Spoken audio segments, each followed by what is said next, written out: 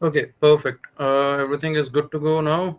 The streaming has started, the recording has started.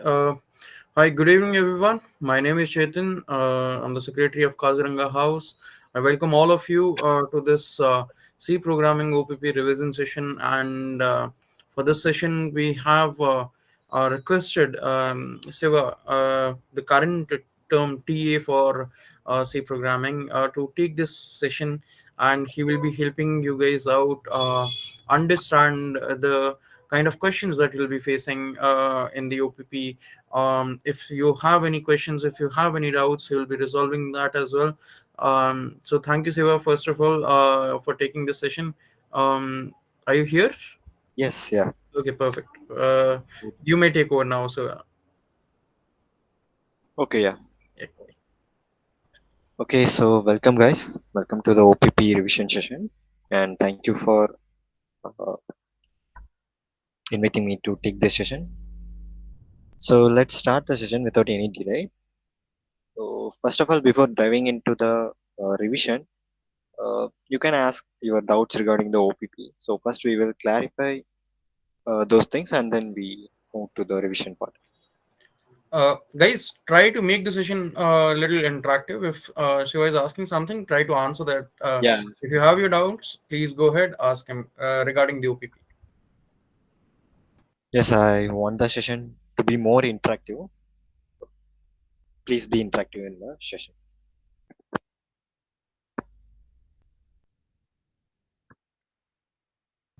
Uh, does nobody have any doubts regarding the OPP?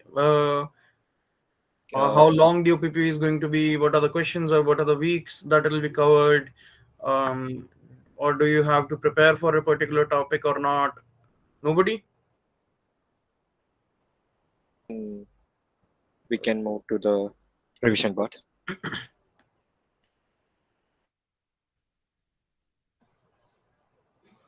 Okay, so all of you are clear about that thing.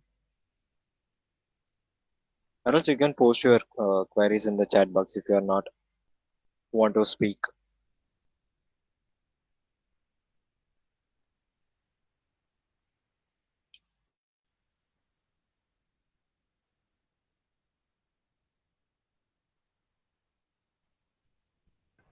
No queries? Guys, you can type it out. If Yeah, you have any questions, please type it out, or else we'll just move to the revision part. revision part.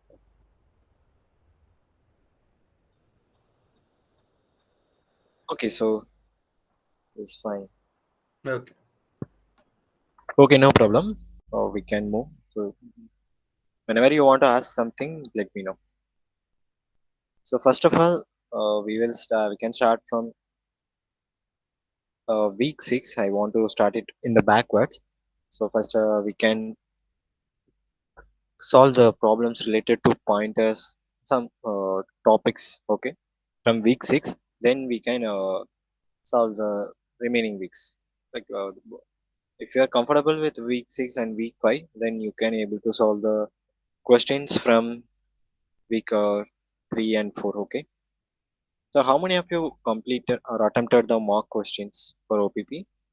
How is that?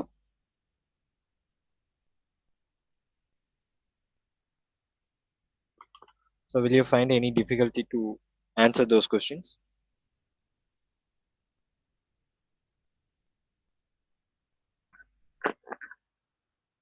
No, no, no issue in that. Actually, I didn't still try the mock. Maybe tonight I will try it. Okay, okay, no problem.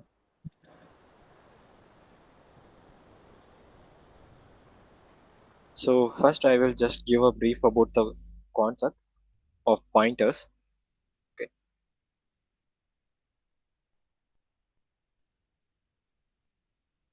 I hope my screen is visible for everyone. Uh, yes. Yeah, it's visible. So let's understand what are pointers. You guys know how to declare a variable, correct? So let me declare a integer variable. So int a. So when I declare this in memory, it occupies some address. Okay, it occupies some space. So memory, assume this is a contiguous memory, okay, with addresses starting from 1000.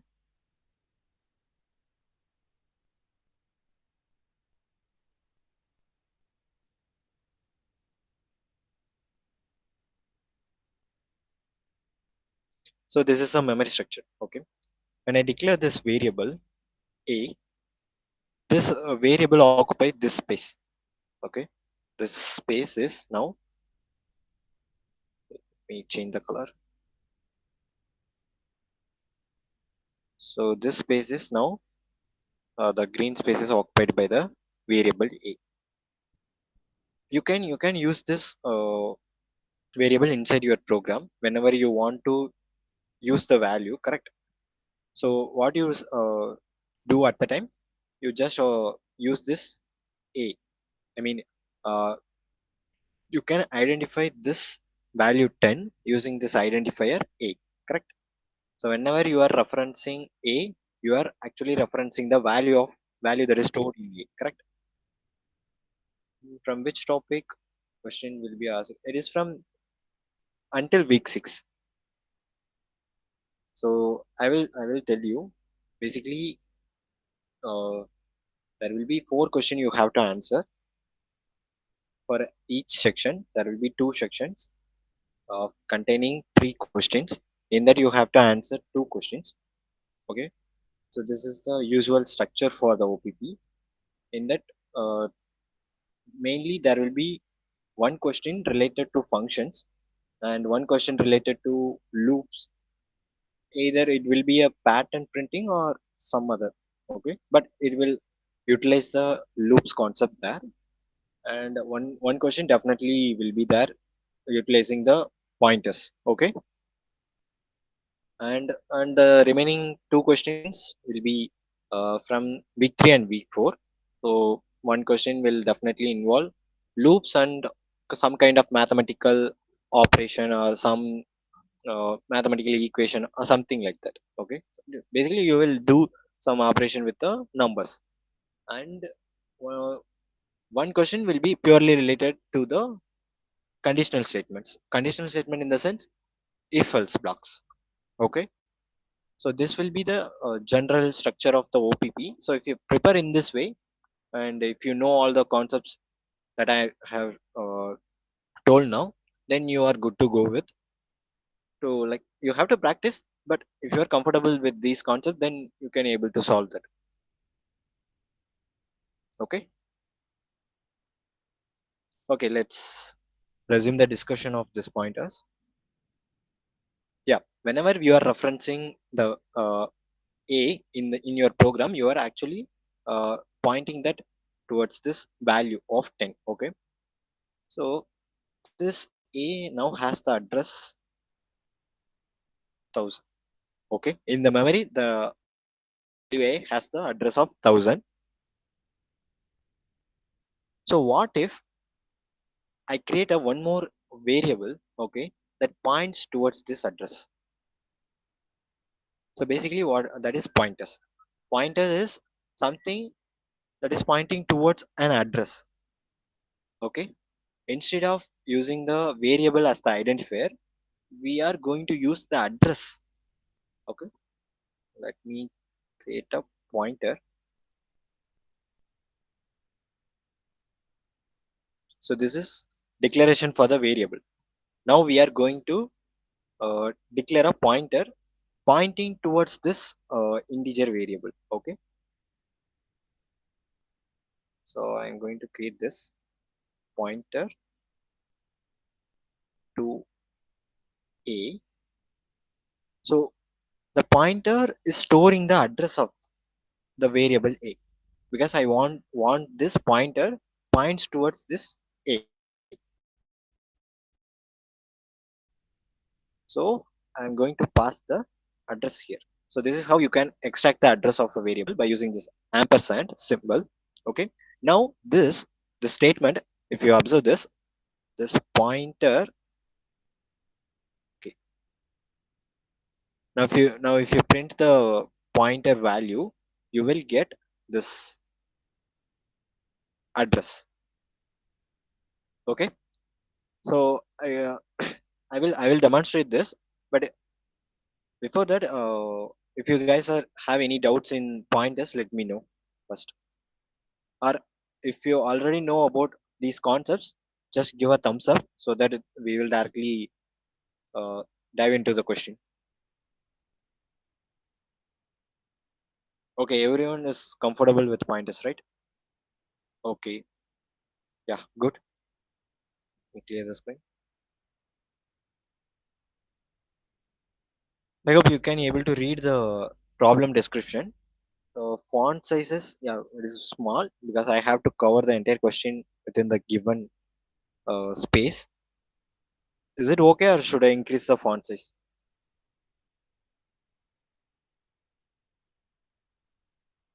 Okay, right? Okay. So this is a given problem. You are given a 32-bit integer whose memory representation actually corresponds to a sequence of ASCII characters. I hope you guys know about the ASCII characters, right? Your task is to reinterrupt the integer's memory one byte at a time and print the ASCII character stored in its bytes. I know for most of you just now got into programming will find it difficult. Anyways, I will simplify this. So let's move to the explanation part. Okay, I have to write a program. That program takes this input of this input. Okay, let me write it here. So to a program, I am giving this input 666768. Okay, this is a not a decimal value. This is I'm giving as a hexadecimal input, which means if you want to find the decimal equivalent, how will you find it out? You have How will you find it out? The decimal equivalent of this hex input.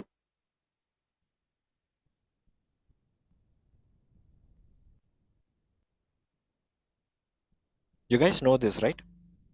The binary to decimal conversion and decimal to other octal, binary, hexadecimal. Correct? Yeah. So I'm giving this input to a integer. Basically, the size of the integer is what? What is the size of integer? The 4 bytes. Yeah, it is 4 byte, right? So in memory, this is consider this as a 4 byte block.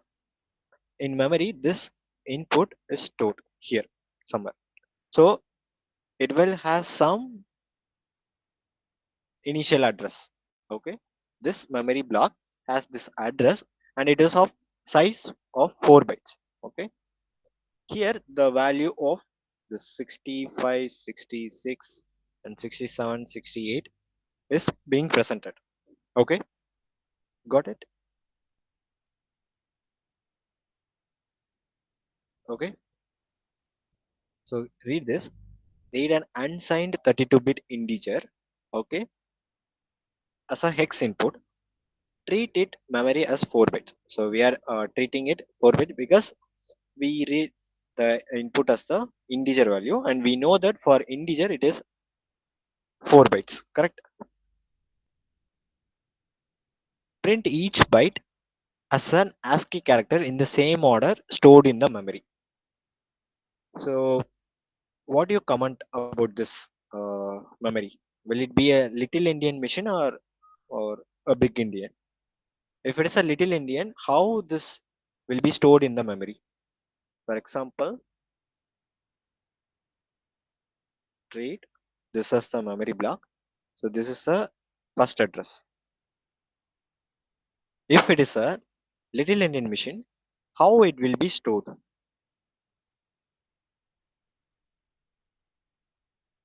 So you guys know about the little Indian and big Indian, right? Little Indian means LSB stored in first position or st-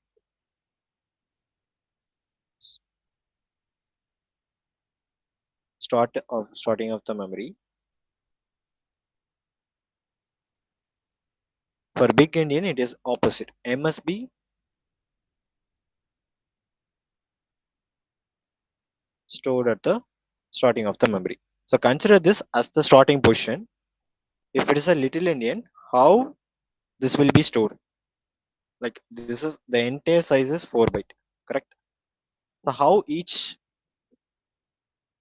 will be stored? I mean, each byte will be stored in what order? And you can treat this input as hexa. So hex, you guys already know, each digit of the hex is made up of 4 bits, correct? And if you take two hexa like 2 digits from the hexadecimal input, that will be considered as 8 byte, which is nothing but 1 byte, correct? It's a single byte. So then tell me how it will be stored in the memory if it's a little Indian.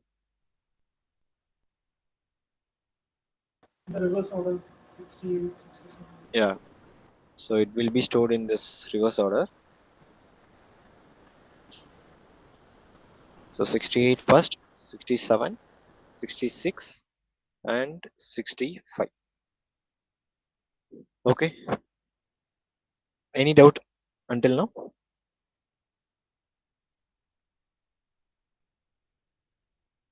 No questions, right? Or okay, for everyone it is clear. Okay,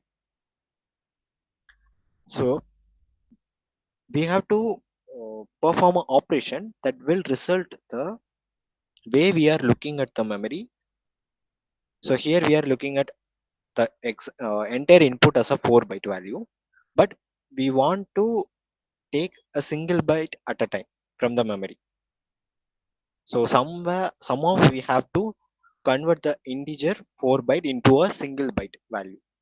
And so if we arrive at this position in the memory, then we have to interrupt these individual bytes as a ASCII character. Okay,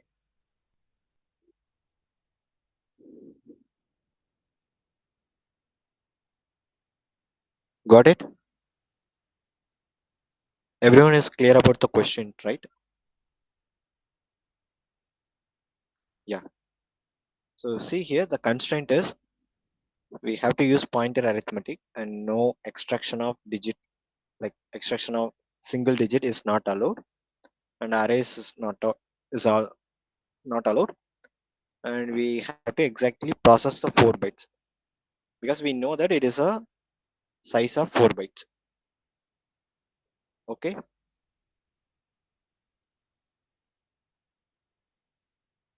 so now tell me how to solve this question.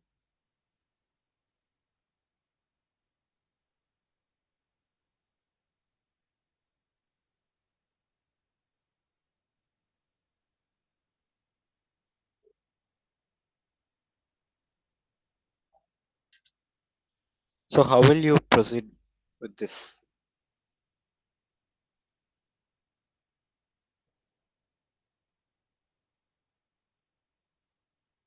So first we have to read the input in hexadecimal format, right? Then somehow we have to read the 4 byte, but we have to read the 4 byte as a single byte value at a time. Then we have to print that as a ASCII character. Let me scroll up a bit. Okay, here you can see if this is the case in memory, it will be like we can split up the bytes like this. Okay, then let's scroll up a bit. Yeah, so here you can see that we have given an input of 65, 66. So we are giving it as a hexadecimal value, right? After that, it is showing the ASCII value after reinterpreting the same value as a single byte. So how can we do that? Like, any idea?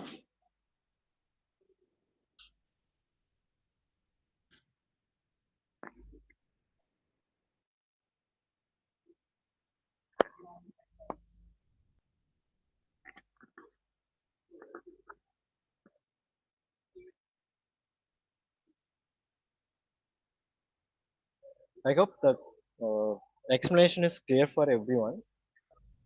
And okay, let's start it from the basic. So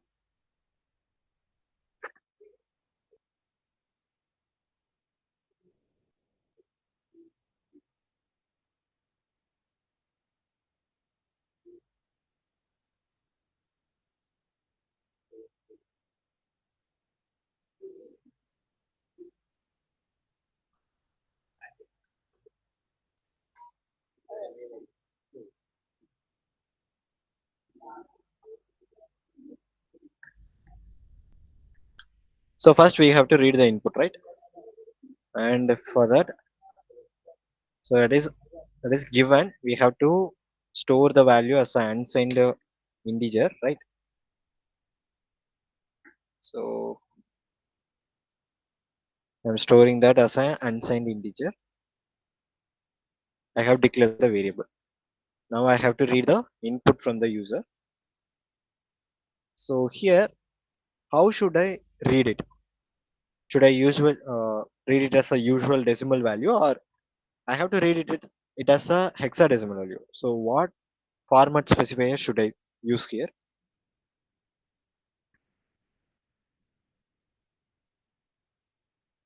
Let me erase this.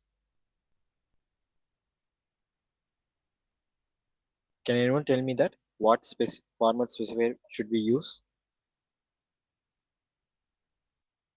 Yeah, percentage x. So it should be percentage x, and I'm reading that in. Okay, let's change this to x. We get confused. Okay, so now we are reading the input. After getting the input, so it will be stored in the memory, correct? It will be stored in the memory as 4 bytes. So how we are going to int reinterrupt that as a single byte at a time? So for that, what we need, because we are manipulating, not manipulating the value, but we are somehow uh, manipulating the way we are interrupting the data stored in the memory. So for that, what we have to create now?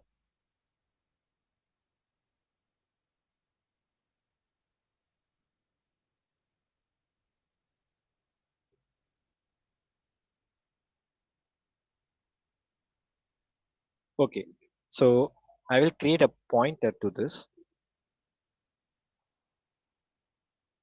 So I'm creating a unsigned integer pointer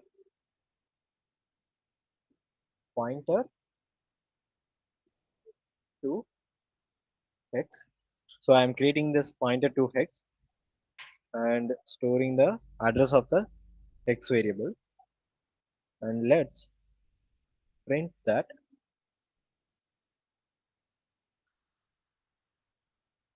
print the address of the hex variable.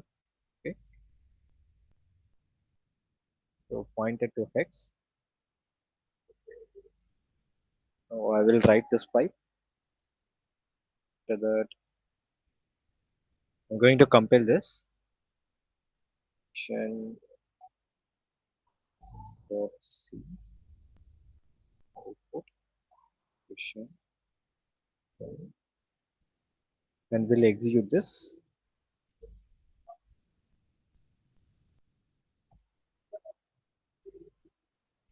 Okay. So let's see. So it is asking for the input now. Okay, here it is asking for the input. Let's give some hexa value. I gave 4f. So it printed the address of the hex variable in the memory. So which means, okay, so in memory, let me take that in this form. So in memory, this is a 4 byte. We stored f, f, f. Okay. Now we have stored this as a hex format, not a decimal format. We are storing this as a hex format. Okay. And this address we got here. Okay. This is pointing towards the starting of the entire 4 byte space. Okay. This address is the starting address of the entire this entire 4 byte block. Now we have to split this 4 byte into single byte. So what is the data type that has a size of only 1 byte?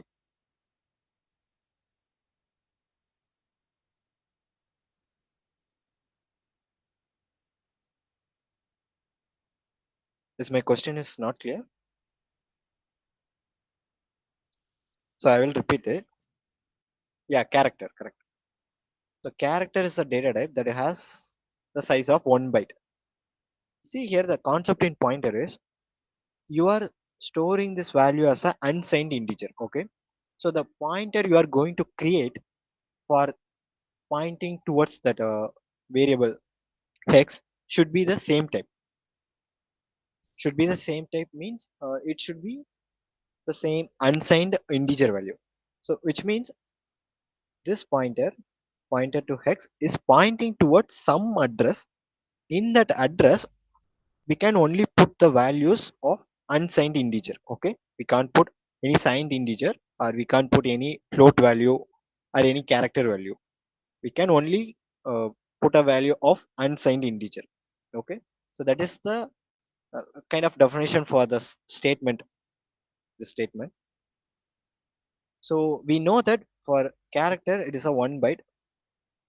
Now if we change the way we are pointing towards this address, we can read a single byte from this space of 4 bytes.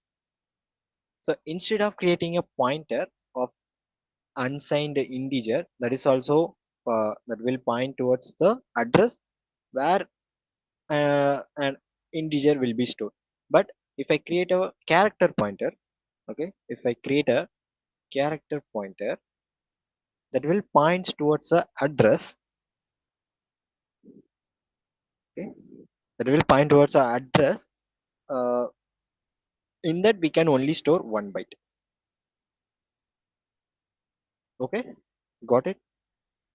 So now I want to point towards the same address but by using a character pointer. So this pointer will point towards only 1 byte. It will point towards the address, but in that address we can only put a value of 1 byte.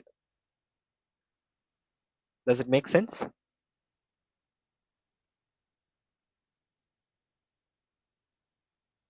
I hope so. So now we can split this up.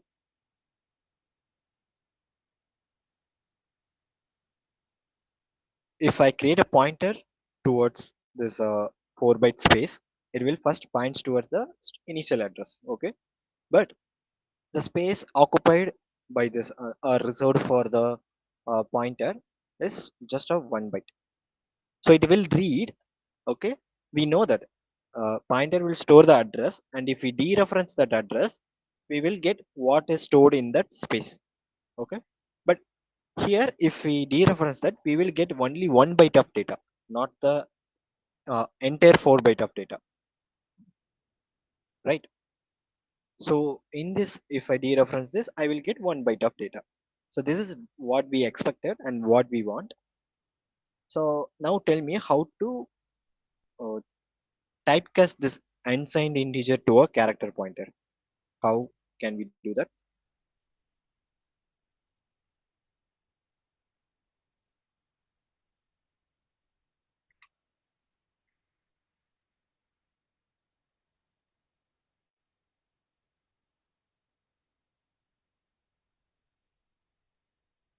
So how will you change the pointer type?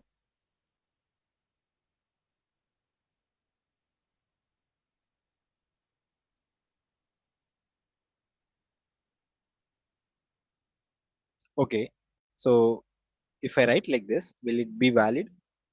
So I want to create a pointer that should be a character type. Then only I can read single byte data. Okay,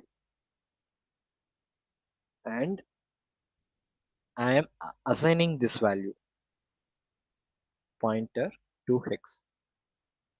See, this is of this is of okay, this is of integer type pointer. So so if I print this, I got the address. Since I am creating a new pointer, I am going to store this address in the pointer I have created now. But will you say that it will be valid if I do like this, just to create a character pointer that points toward this address? What do you think?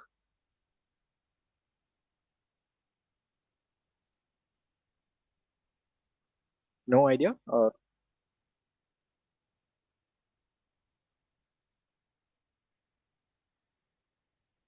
guys, as far now, I will explain these things.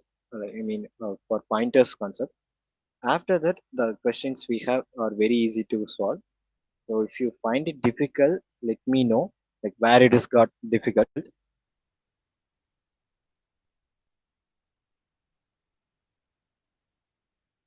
So far now, everything is clear, right? Is there anything I missed or still not able to get what I am saying? If you guys are feeling like that, let me know. Otherwise, just give a thumbs up so that I can know how many of you are clear about what we are solving now.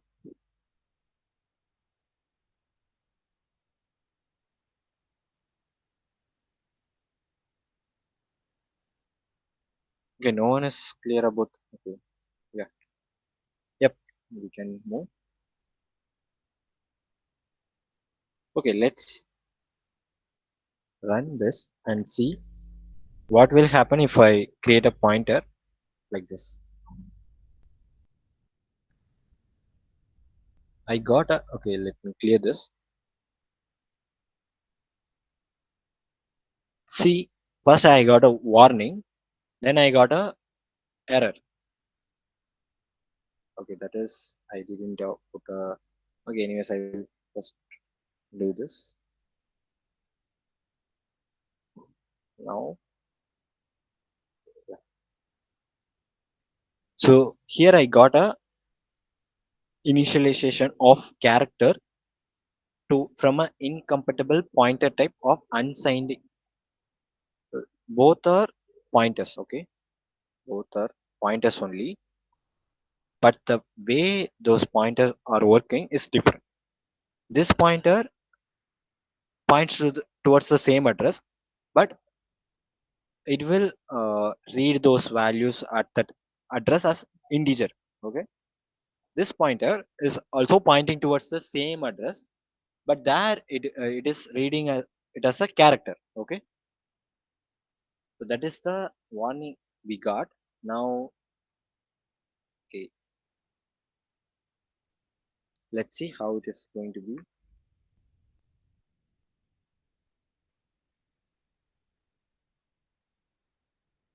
If I print something there,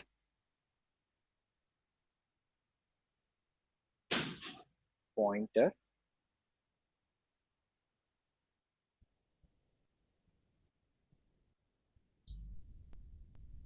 so I will add a new line here, and then here also. See, the first printf statement is printing the address of the hex variable. Okay, because we stored that address in the pointer to hex, and I'm just printing the address, I mean pointer to hex only. Okay, where I this is the pointer, so I am printing that, not the value present in that address. Okay, so don't confuse with that. After that, we have created a character pointer that also points towards the same address of this pointer to hex. Okay, so here I am printing the value as decimal value, and what is the value is it. So in this address some value is present when but we are accessing it as a single byte value. We are not accessing the entire 4 byte value, we just access a single byte, and I am trying to print what is the value present in that. So let's check.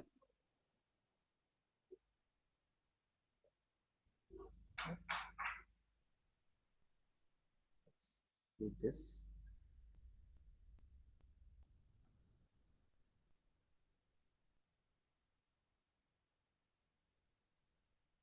I will run this first.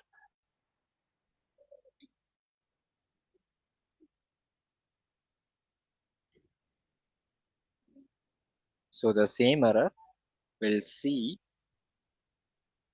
how it is going to be. The same input, I got something. Okay, so you can see here the address is printed, and then we got -1. Okay, let's give a different input.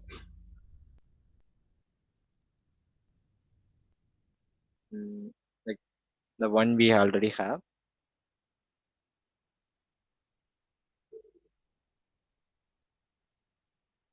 So here it printed 104. So why it is printed 104? Can anyone explain me that?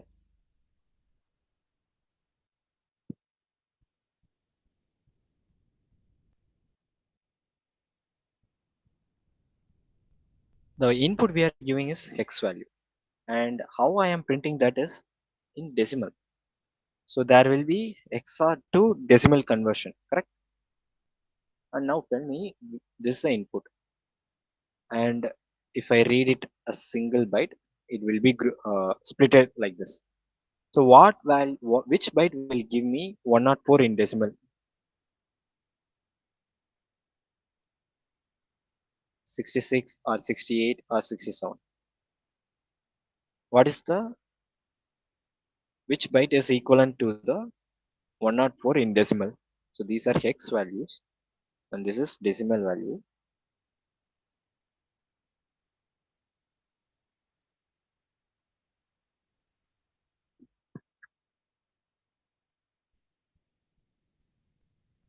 Tell me what is, you guys know, right?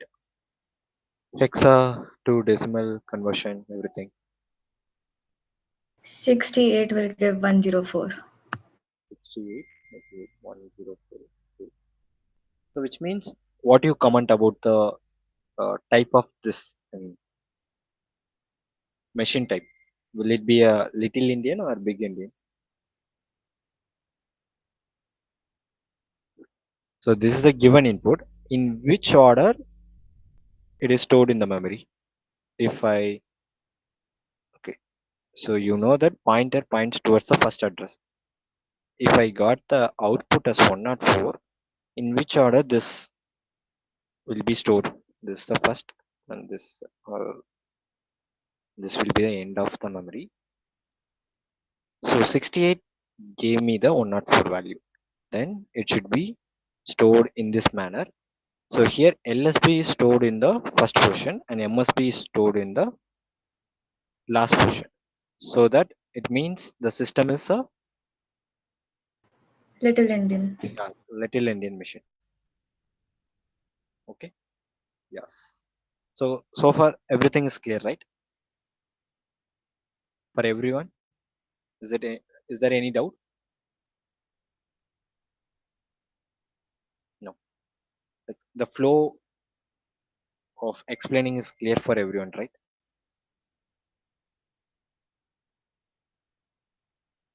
I hope so. Let's move to the next part. So the correct way to convert the unsigned integer pointer to a character pointer. So we have to typecast that.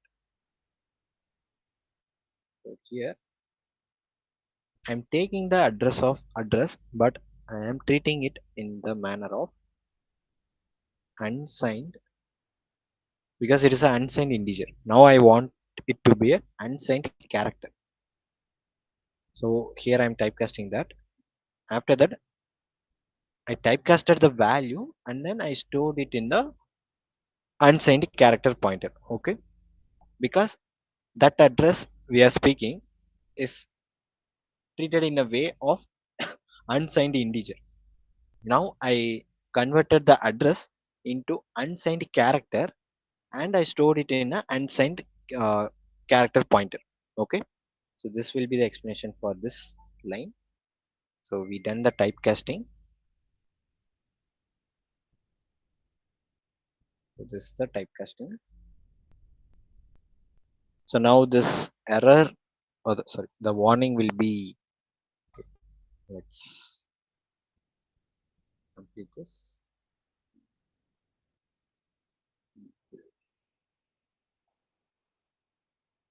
Once.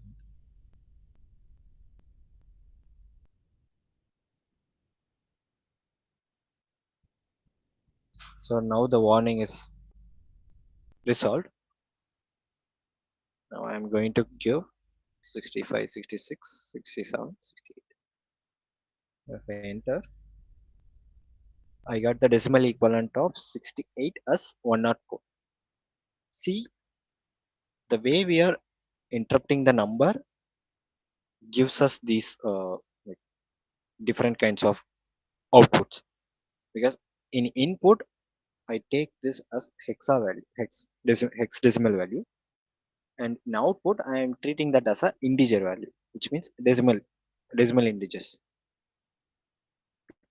So now I hope we are arrived at the solution. So how we can print the ASCII characters? I have to just change only one thing. So what is that? So in memory now we successfully splitted the 4 byte into each bytes. I mean single bytes. Okay, the 4 byte is now splitted, and we have a pointer that point towards the first byte of the memory, and we can able to read the value also. We are reading it as decimal. If I want the character, what should I do? I should use the character format specifier. So that will print the character, that will print the equivalent ASCII character of this whatever hexa value or decimal value. So okay, so clear? Any questions?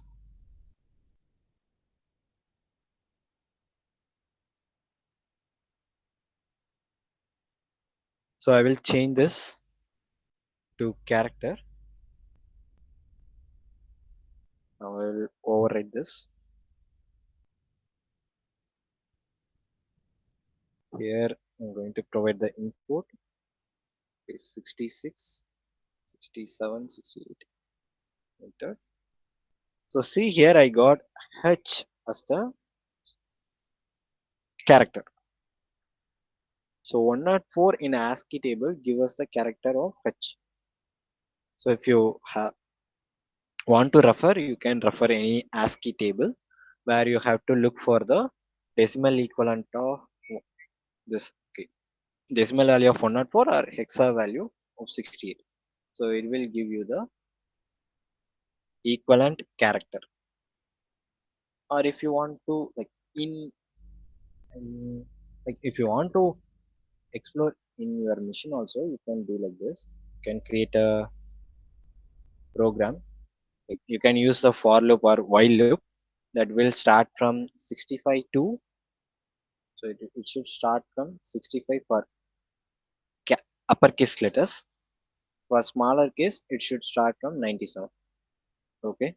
So if you use this initial values, and you can use the for loop, so that will convert it into the character when you use this type of printf statement. So that also do the job. So we got only one character, but I want to print all the characters. So how can we do that? We know that this pointer is pointing towards the first address of the memory space. How can I move it further? How can I offset this so that it moves to this position and this position and this position?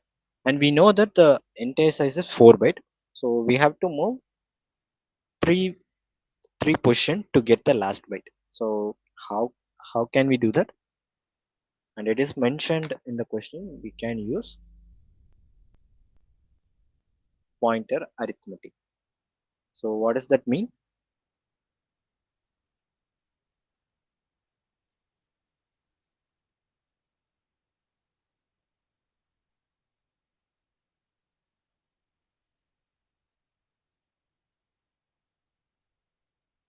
So arithmetic, in the sense, we are going to use arithmetic operation with the pointers.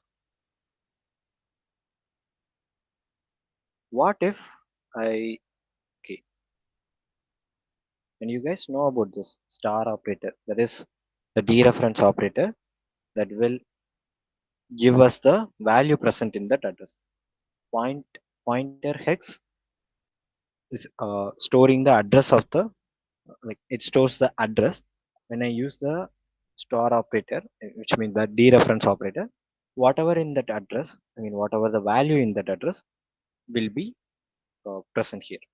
I mean, okay, we will get access to the value when we use the dereference operator. So I want to see, okay, let's bring this.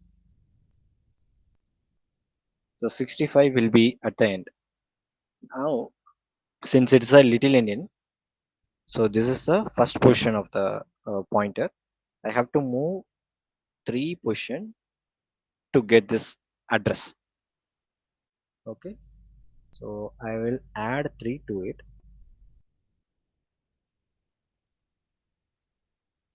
Okay, I take this address and I added 3 3. Okay, I offset it by 3. Why? Because for example, if you, okay, here you can see the address, right? So the last 2 bytes of this hexa, okay, the last byte is 24 of this hexadecimal address. If I add 1 to it, it will become 25. So it moves to the next address. If it is a 1 byte pointer, if I add again 1 to it, it will move to the next position.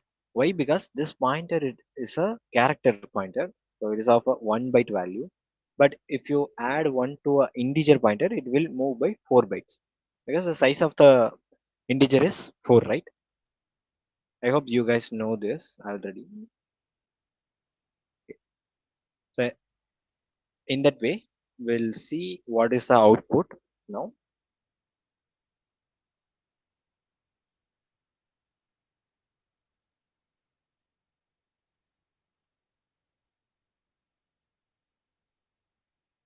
So let's give 66, 67, 68. Now I got E. So in memory, as we already know, 68, 67, 66, 65.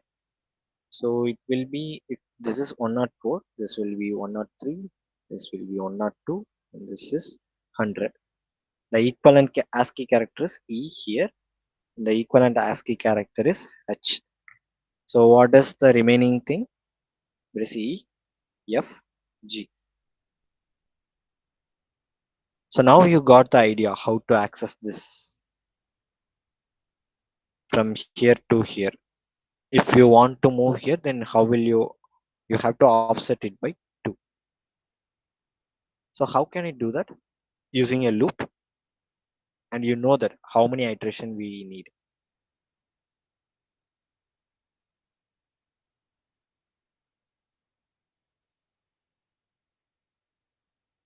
Okay, so let's create a for loop.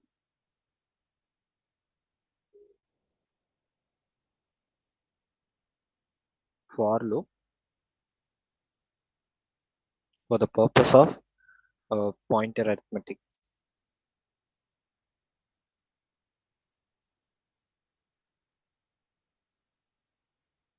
So in this, let's create a iterative variable. So I'm going to initialize that, and the condition is we have only 4 bytes, right? So the entire size of the integer is 4 bytes. So I'm going to give this any questions.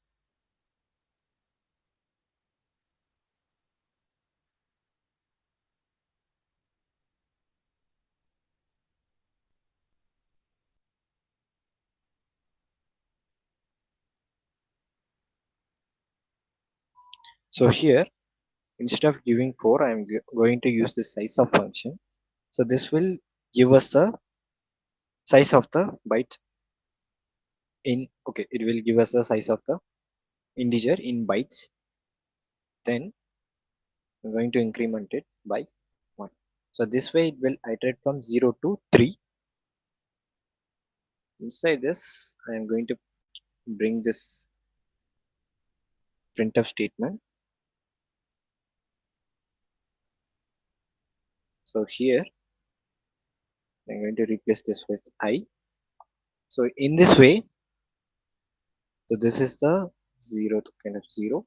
This is offset by 1, offset by 2, offset by 3. So in the I will handle these offset positions, correct? So first the address is 0x00. Next, if we offset it by 1, then it will be 0x001 and 0x002 and 0x003. So we are getting the address and we dereference that. So we are dereference means, so we will get these values over here, and we interrupt that as how a character.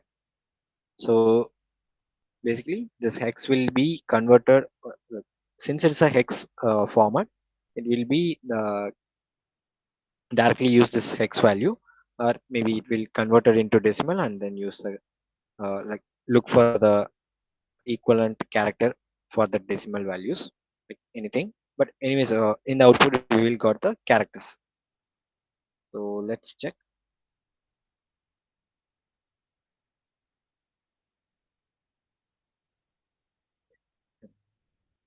this.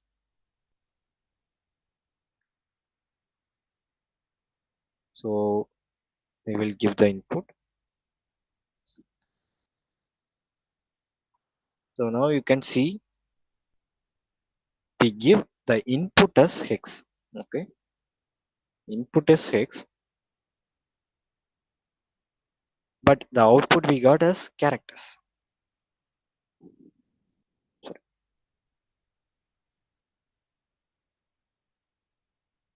So in this way, like it's about how we are interpreting the data.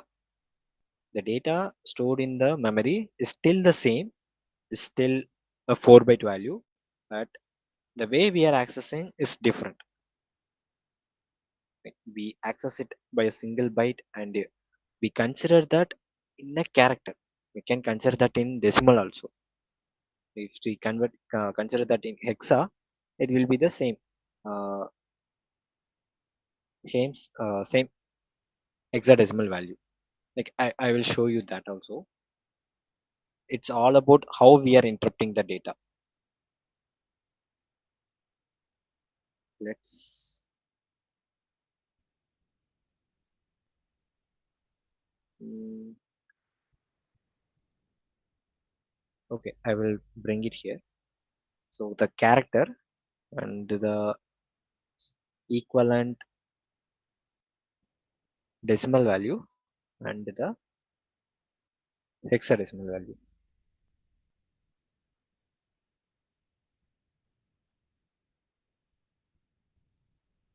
Okay, so yes, I will just do this. Oh, sorry, I forgot to pass the test.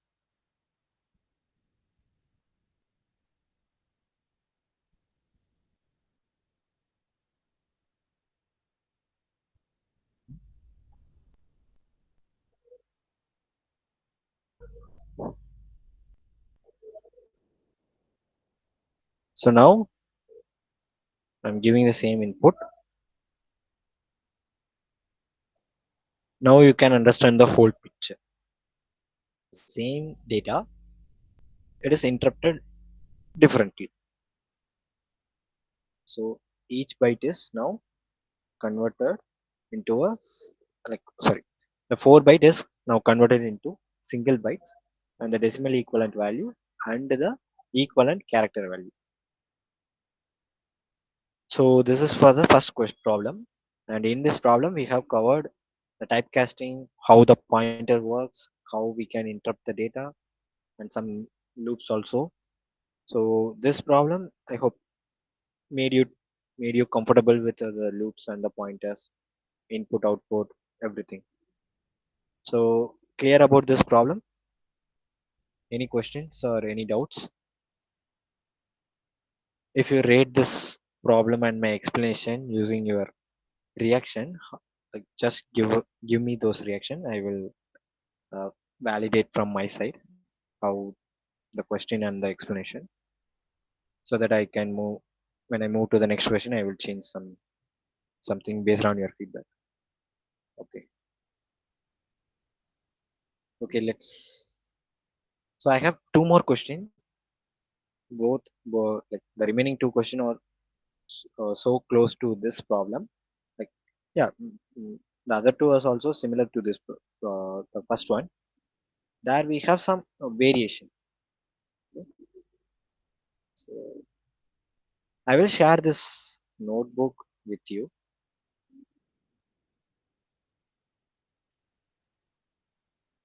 Oh, sorry.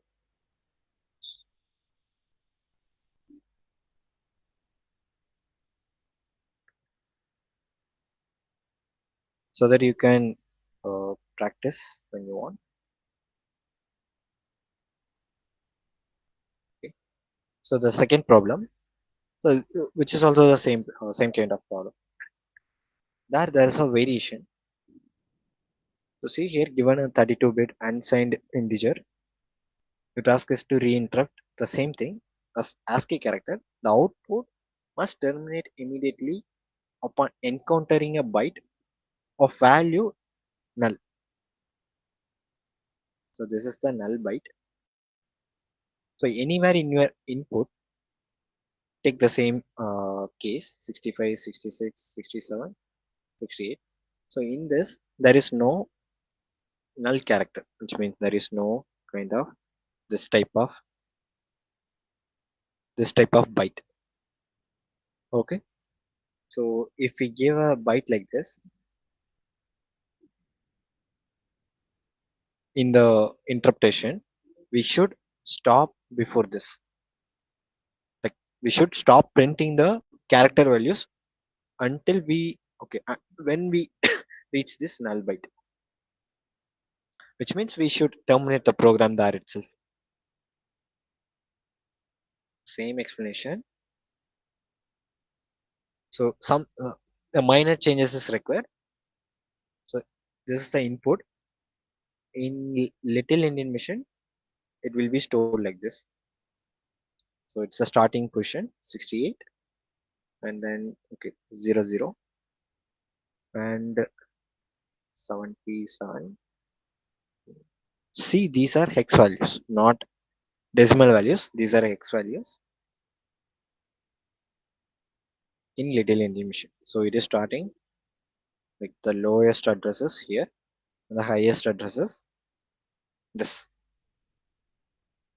So first, okay, from the previous thing we know that this is 104, and the character of equivalent to this is h, small h.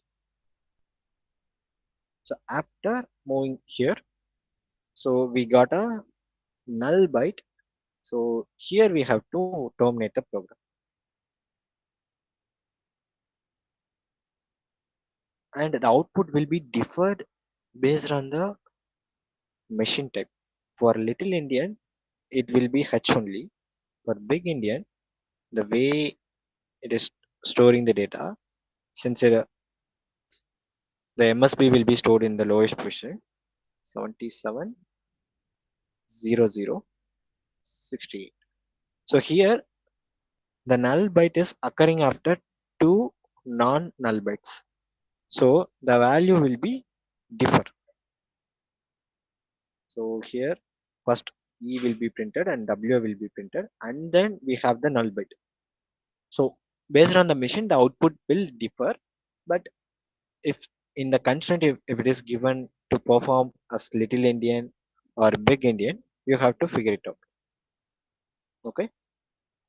So I hope the question is clear for everyone. Any doubts? Shall we move to the solution part?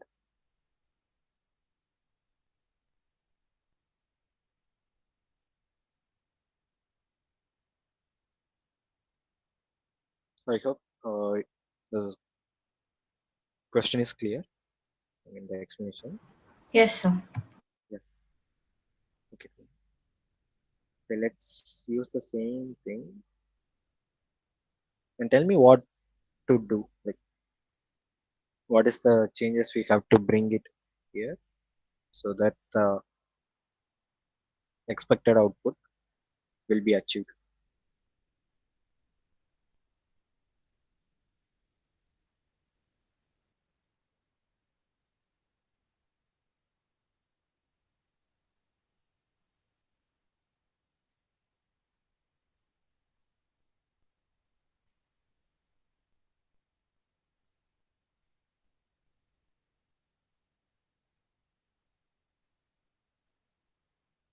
Okay. So here we are printing like all the bytes. Somehow we have to ensure the byte, every byte we are going to print is a non-null byte. So for that we need a if condition or some condition based block. So how will you introduce this into the same? Like you don't have to worry about the conversion of these things because that we already covered. The way we are going to print the output is going to be different. We have one more constraint. If there is a null byte, we don't want to print the null byte and the bytes after that. So let's give a explore with the null bytes value. So I will write this file. And, yeah. Here I will give some input, the same like this. Here also we are using the hexa input. Okay. Understand that if you change it to decimal, the way we are interpreting the data will be different. Let's explore that also. Time allow. And okay, 77 and 65 again. So see here for null type,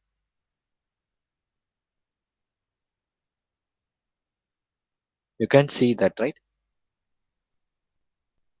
It is for null type also, it is just showing the 0 for the hex representation. This entire 0x00 is 0 in decimal and 0 when we use the hexa format specifier also. And the character is like an empty, like we can't make comment about what is the character, but it is an empty character there. So how will you make a condition that will uh, check this null byte and terminate the program there? So to terminate okay, everything is happening inside this loop. So to terminate the and no other statement after this for loop. So how will you terminate this loop? What is the keyword we have to use? Break. Yes. So we have to use the break keyword, but before that we need a condition when this break should be executed, and the condition is when we encounter a null byte. So how will you check this? Using if.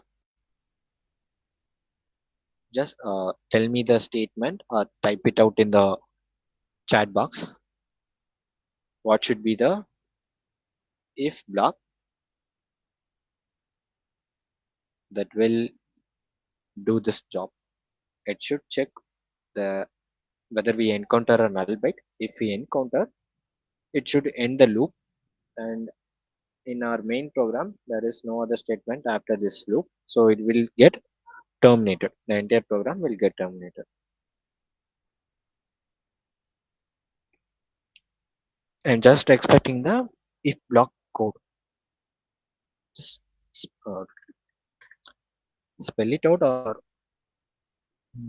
type your answers in the chat box. What should I do here?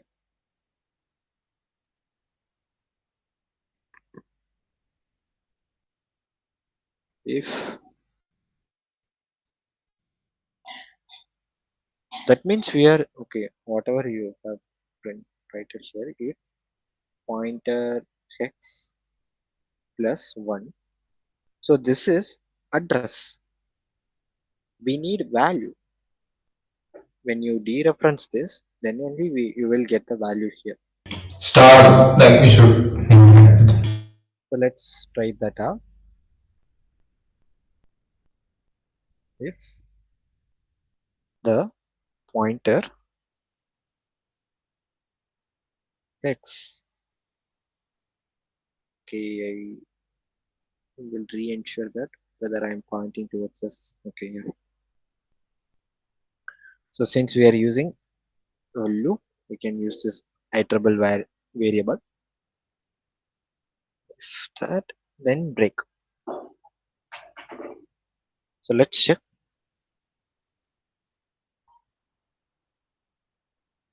So let's give 68 or 67 00. Okay, let's 70 65. So I got nothing printed here. Why?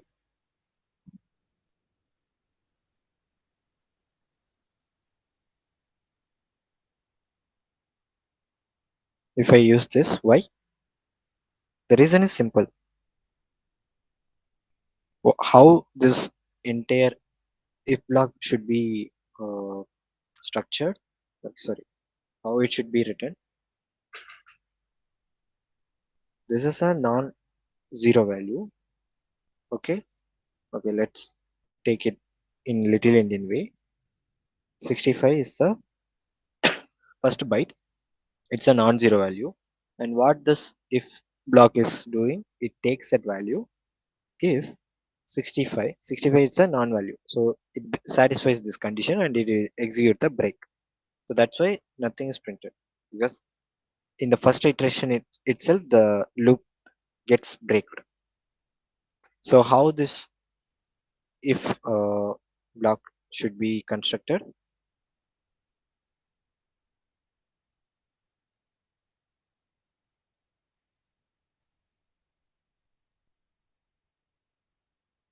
So that the one you guys said is not working.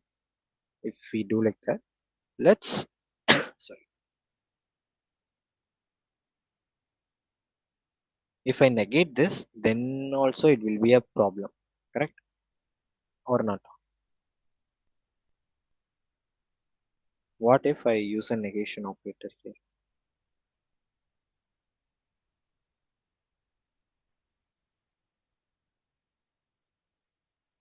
Let's give again 68 67 0065. So now we got the output we expected. Why? Because we use the negation. It's a non-zero value. Negate this, so it will become 0. But when we encounter the null byte, the value is 0. If we negate that, it will become 1. So at the time this block gets satisfied, the break statement will get executed. So clear? Let me explain the output. So in the output we got as 65. The input we given to the program will be stored like this in the memory: 65, 00, 67, 68. So the first is byte is printed. When it moves to the next byte, it take the value 0, it negated that, it becomes 1. So this if block satisfied and it breaks out of the loop. Let's give it in the reverse manner.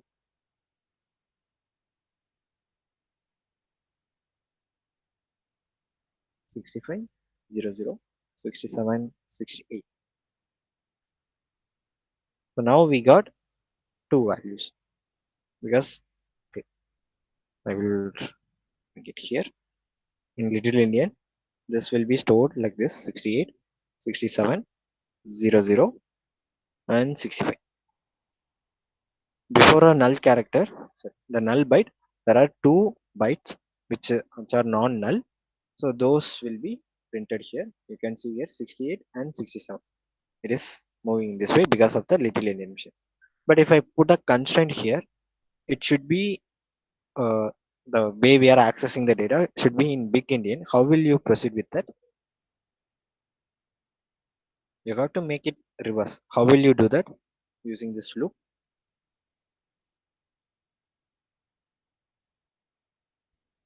So I will make this here. Okay, default, by default,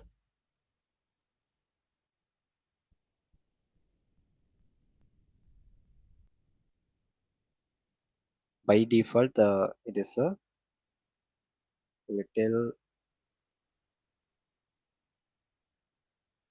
Indian machine. I will take this and I am reading it in a Big Indian machine format. Big Indian.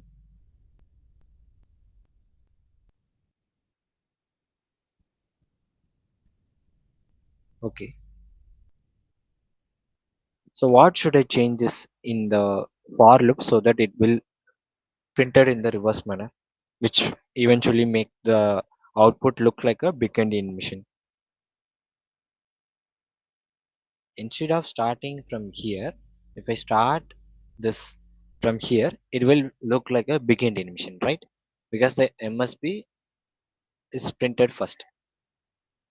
So how should I move this pointer from to this and then I bring it in this manner? So initially the pointer is pointing towards this in a Little Indian machine. Okay, this is in Little Indian machine. Yes. How should I move this to here and then I bring it backwards in the reverse order using the for loop? This will test you how you understand the use of the for loops. Because by default you guys are not in every problems, but most problems we are initializing the I is equal to 1. We are starting from 0 or 1. What if I start it from, what if I initialize the I value to the size of, or yeah, size of int minus 1. So this will give me I is equal to 3 and I will change the condition I should be greater than or equal to 0 and it should decrement. If I do like this, the first pointer will be this. Like the first output going to be printed will have the address of this, which means initially it is pointing towards the first address of the Little Indian machine. Now it takes that address and offset it by 3 so that it moves to the MSB part. Okay, so after that it is printing that. So in the similar manner, the I value gets decremented in this fashion. So it will go like this, and if you observe the output, then it will look like a big Indian machine output. Why? Because this is the given input, right?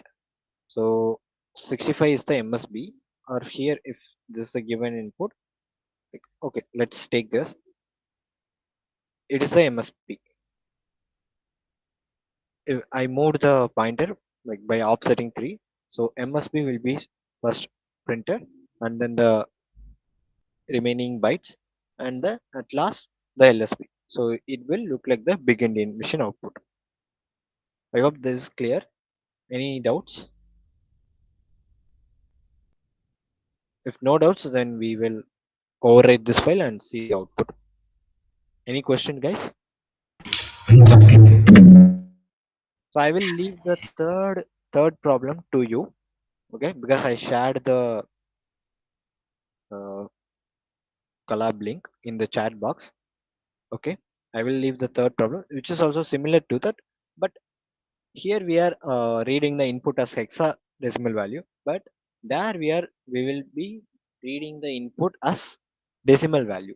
Okay, and you have to read that the same manner. That you have to read each byte at a time of from the 4 bytes, and you have to print the character values. I will leave that to you.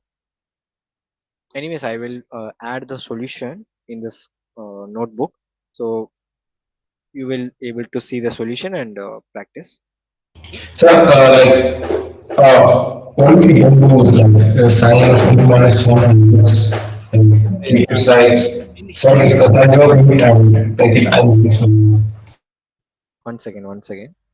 I didn't hear you properly. There's some background noise. Can you come again? Value, Like, speak. is it good? It's still some kind of echo I'm hearing. I can't That's it. properly. Or type it out in the chat box. Okay. Okay. Let's override this and see the big So, is it good now? somewhat. Okay. I was saying like, what if we keep it as size of int and just replace keep like make I minus one. Like, could you please type your query in the chat box? What is your doubt? Okay, so I forgot to change this. Let's take this.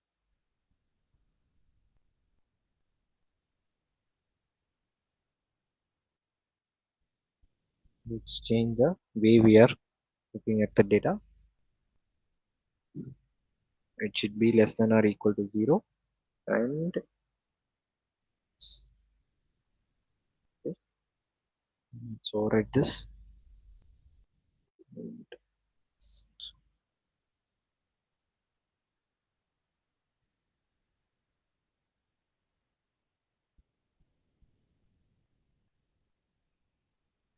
Okay, so here, okay. So some interesting problem. So can anyone explain me why the second for loop is not executed here?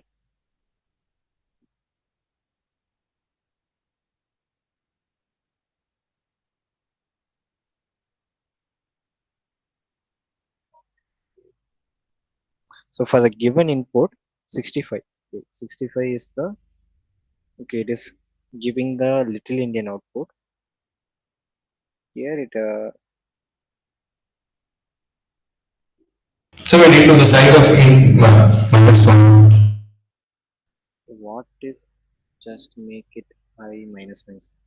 You can make it as I minus minus, but if the initial condition is I is equal to 0 and your condition for the loop, I mean, this one is less than 4, it will be still valid, if you use this. But pointer is now going in the, like, the arithmetic operation is subtraction here. It will be happening. So it will move backwards in the memory. We are not converting the little Indian machine into big Indian machine. The way we are accessing, we are changing that so that it will look like we are accessing in big Indian machine way. So if you do like this, then it will become problem because it starts to accessing the addresses which are not permitted to access. So you will definitely get a segmentation fault, something, some error like that. Okay. Yeah. So okay, let's debug this. I can mistake anything.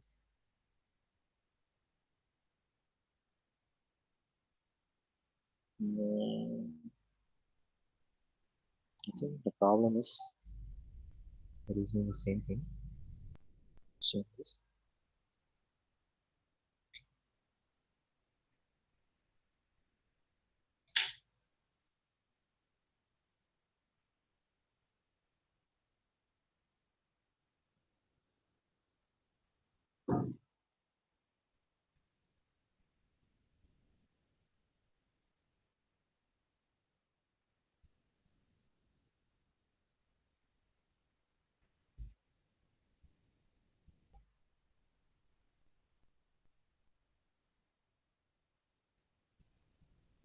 Oh, now also I got something.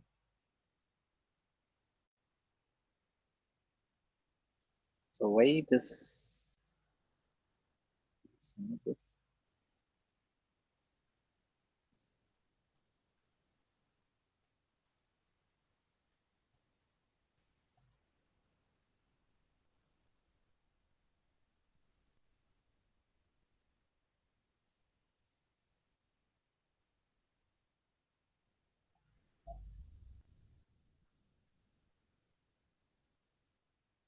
Now it is working.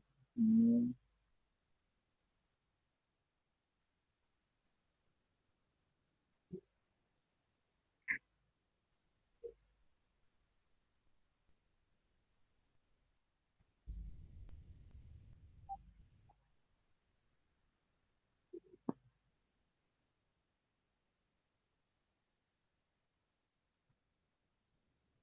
okay, so it read it in backwards.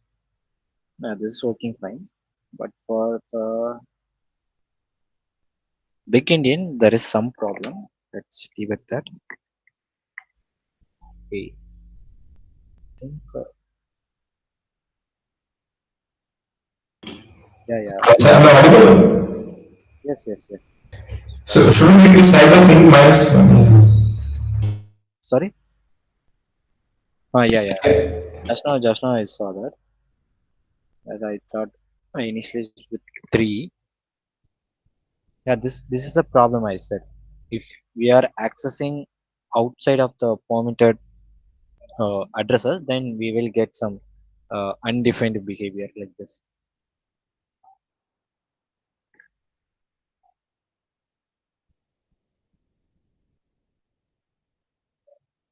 Let's give the same thing.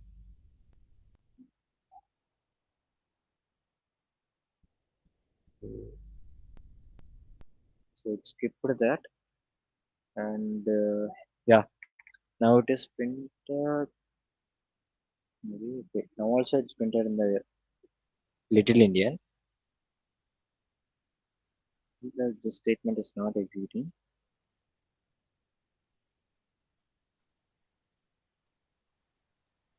Yes, this for loop I think it is not executing. That's the reason. Mm, 3 is greater than. Okay, okay. The problem is because I given this here itself, so it becomes true. So yeah, because here I gave the input as 00 65 66 67. In big Indian, this will be the MSB, and this will be the, yeah, it will be stored in the lowest address. Since the first byte itself is non null byte, this statement is satisfied, and this entire for loop breaks there itself.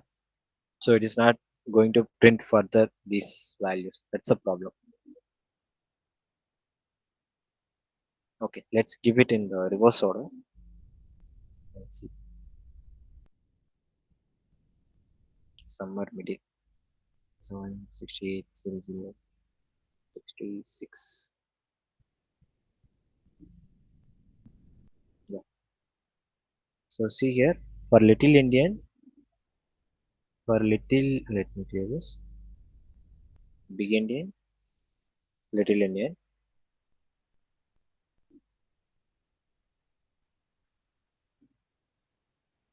So I think we just remove the negation. Sorry, Why don't you just remove the negation? this text size is not readable.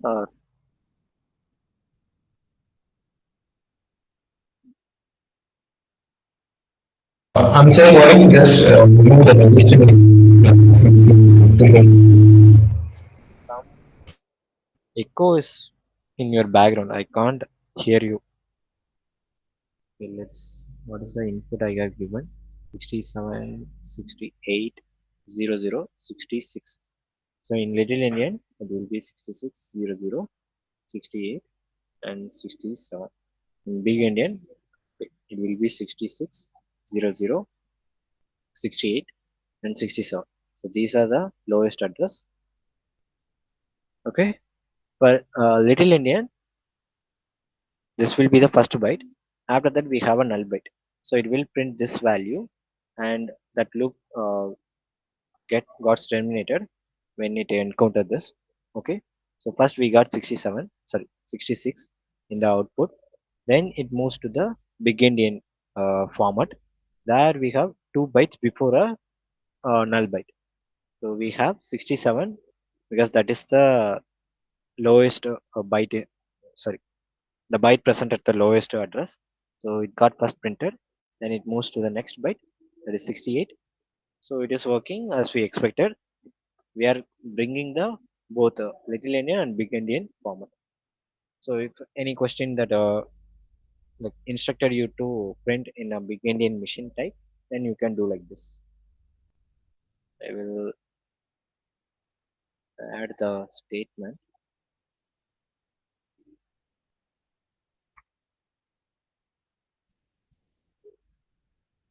And,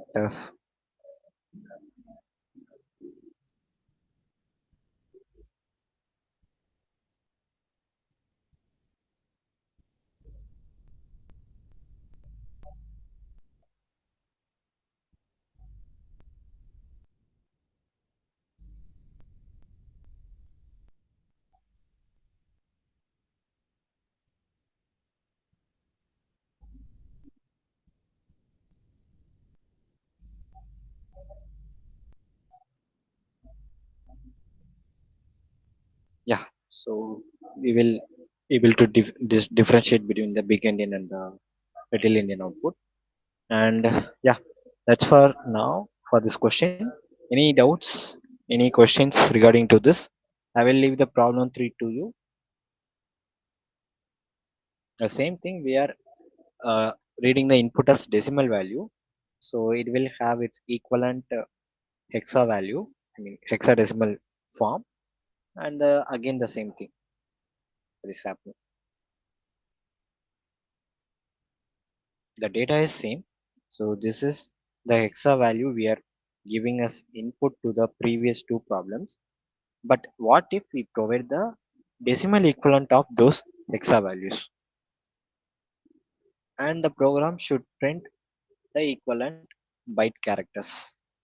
The same thing, but the variation is how we are reading the data, how we are interrupting in the memory, how we are uh, like use that for the showcasing output, or like somewhat printing to the console. So these problems will definitely make you to understand the structure how the pointer works, how it is useful in these kinds of manipulation. Like uh, we are not actually changing the values, how we are interrupting that we changed. And yeah, many things about the pointers. So any questions?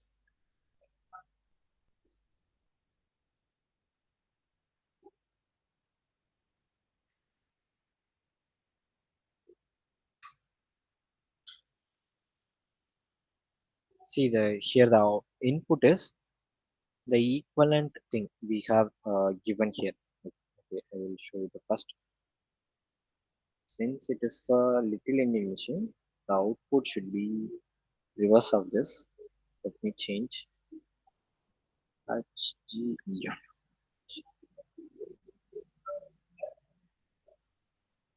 So here also it should be H.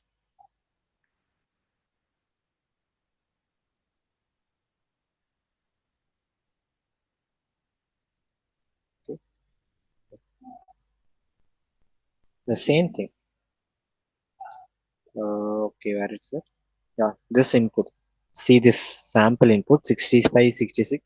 We are giving this as a hexadecimal format. What if we are giving that as a decimal format? The same output we should get, right? Yeah. So this is for little Indian machine because all the machines we are using now are by default it is a little Indian machine. Okay. What if we just remove the negation? If we remove the negation, then every not everything like when it encounters a non-null bytes, the loop will get terminated there.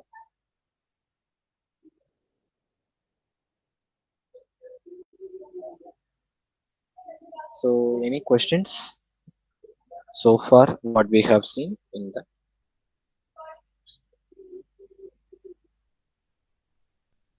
shall we move to the fourth problem? Yes, sir. That's right.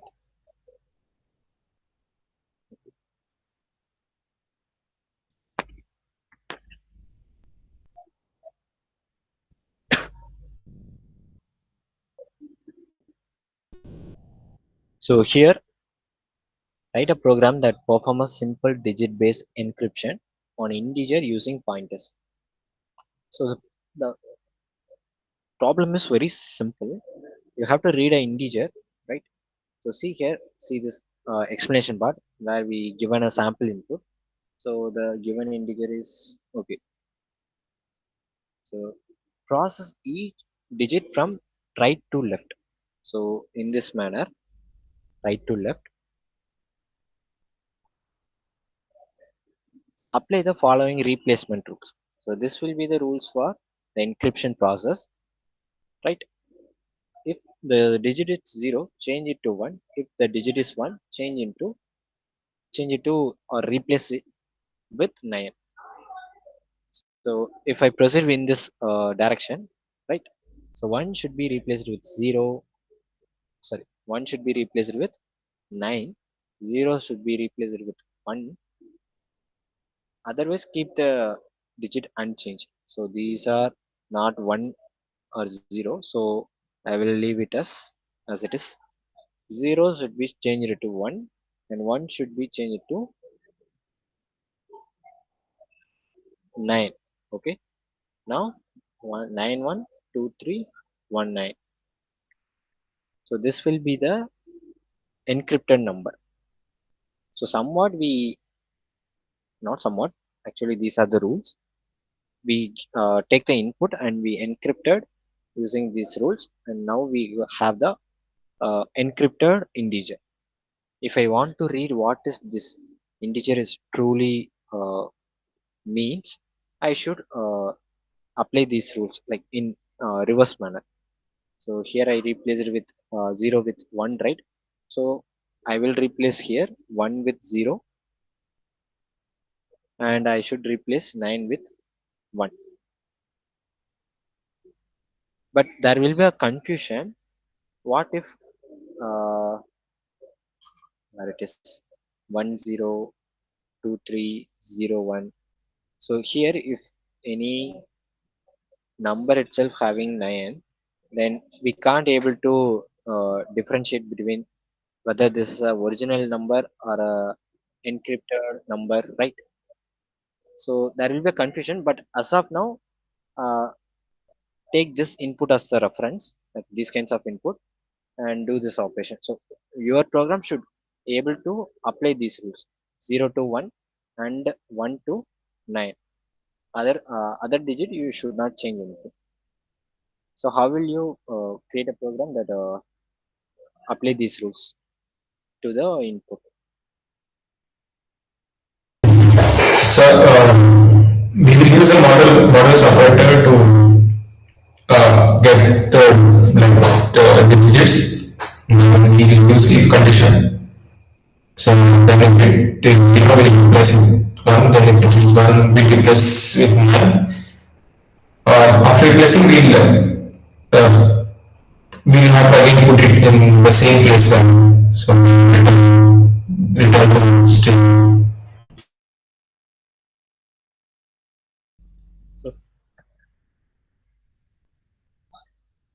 So let's move to the constraint. Okay, let's see the constraint. You have to create a function which will perform this encryption. So you should not return result directly. You should sorry. So you should use pointers, because you guys already know about the pass by reference method in function call. So you should use that. So let's move to the solution. So we have only 15 minutes. I will at least try to complete uh, two programs. Each program is testing each concept. Let's take this.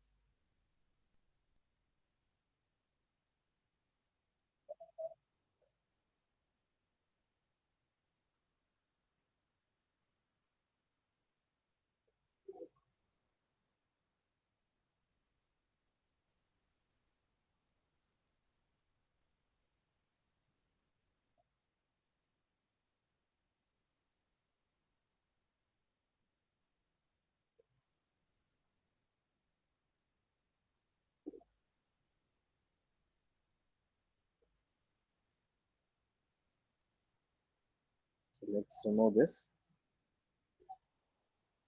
So here I have to create a function. This function. So this function should not return anything, correct? Yeah. So it is already declared in void type. So we can't return any values in this function. So let's first we read a input n, integer n. Sorry. So I will read a unsigned long thing. Like I will make it as long integer n, because since the input is somewhat very high, so I am going to use the long keyword. So it will accommodate more uh, values. Like the range of values accommodated in this variable will be high when compared to the just integer. Okay, let's take the input scanner percentage. So since it's a long integer, I'm going to use this, and then the address of in. Now we got the input. So after that, we are going to call the, yeah. So sorry, we should have a one more variable, that is the encrypted. Okay, encrypt. So encrypted integer, I will name it as encrypted in. So this will be the output variable and this will be the input variable. Let's mark it here. So n is input and encrypt n should be the output variable. So I'm going to call this function. So see here, the first one we are passing here is at the, okay, I should make this long integer. I'm going to make this as long. After that, what is a parameter? The second parameter. The second parameter is a pointer here. It's not a normal integer. It's a pointer. So when I call the function, the first one should be a long integer, that is n, and second one is the pointer. Pointer stores the address. So it expects the address argument here. Which address argument? I mean which variable? Is the output variable, that is this encrypt. So here I should create a pointer. Okay, I should create a same kind of pointer, unsigned long integer pointer pointing towards this encrypt variable, encrypt n, and I should pass this pointer to the encrypt function. I should do like this, the n and this pointer. So anyways, this pointer is going to hold the address of this encrypt variable. So I can directly pass the address of the encrypt variable. So for that I use this ampersand and then the variable name. Here I'm going to pass the just the n value. Okay, so this is how the function should be called. Let's okay. After calling the function, the encrypted value, the encrypted integer should be stored in the encrypt n variable, right? And I want to print that. So I am going to print the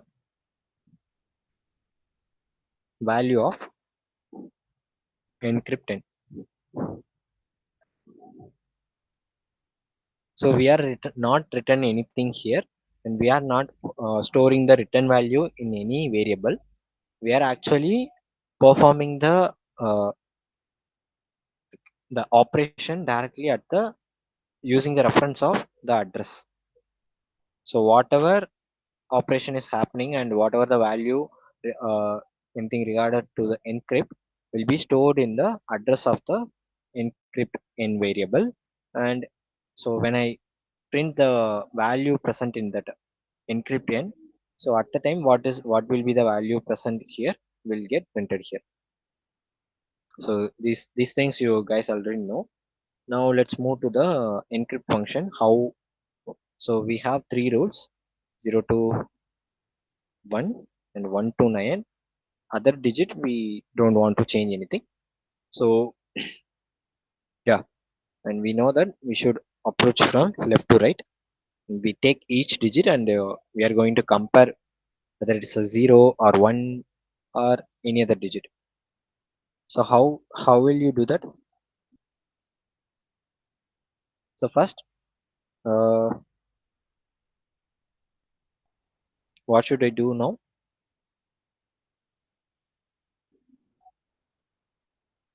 So, We should try to get each digit separately. no, think there is some noise in your background. It's some kind of echo. If you are sharing something, then share it in the chat box so that it won't be missed. Okay, so first we have to extract each digit, right? Yeah, correct. We have to extract each digit. For that we know we can use the modulus operator. So this will give us the each digit. Then we can compare this and some way we have to uh, re- reconstruct the same integer without changing the place values. So how should you ensure that?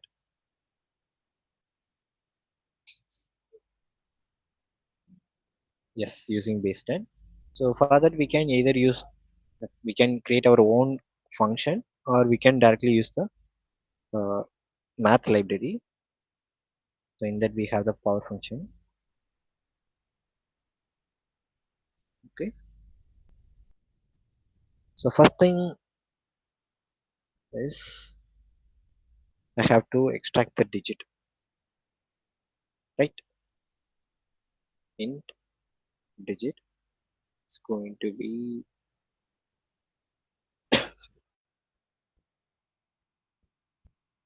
mm,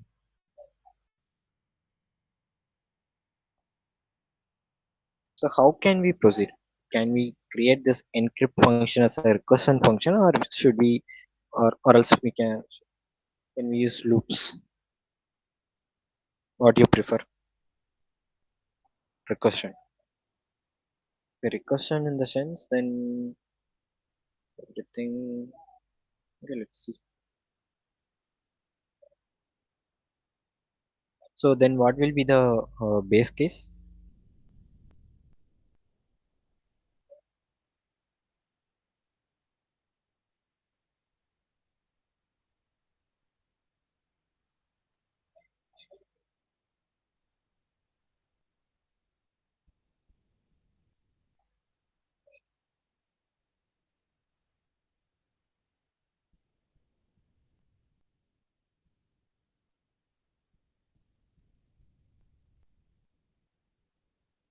The constraints.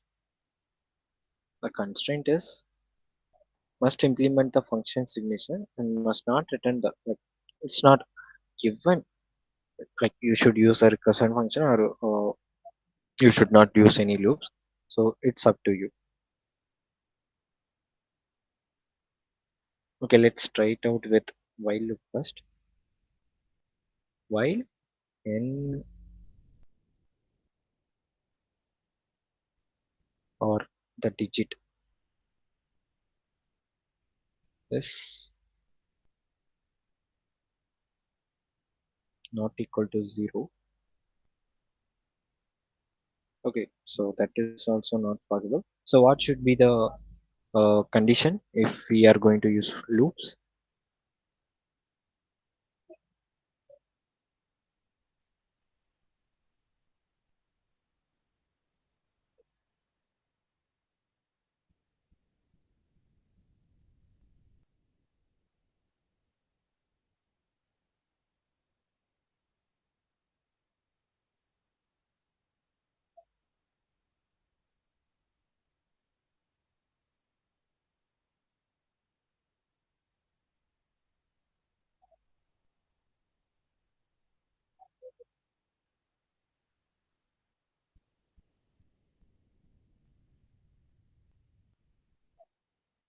So what are the things we need?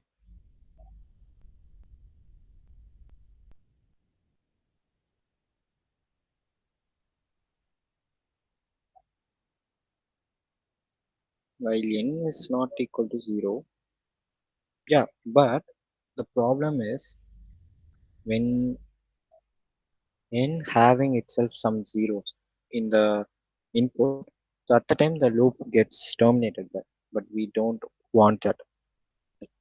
There is no logic in that, right? There should be some differentiation between the 0 and the, like, when it gets reduced to less than one digit number. So we that 0 we are insisting that is when the number gets less than one digit. Okay, less than one digit.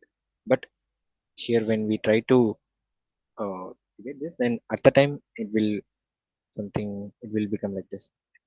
So that thing we don't want, but we can do like that. As you have to figure it out.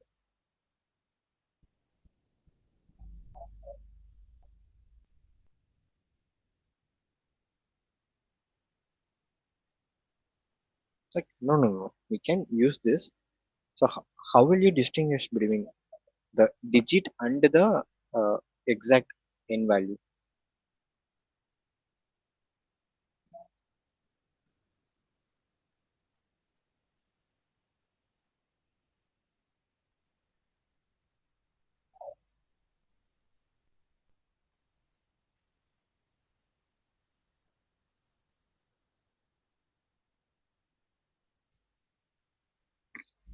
So first of all, mm, let me clear that.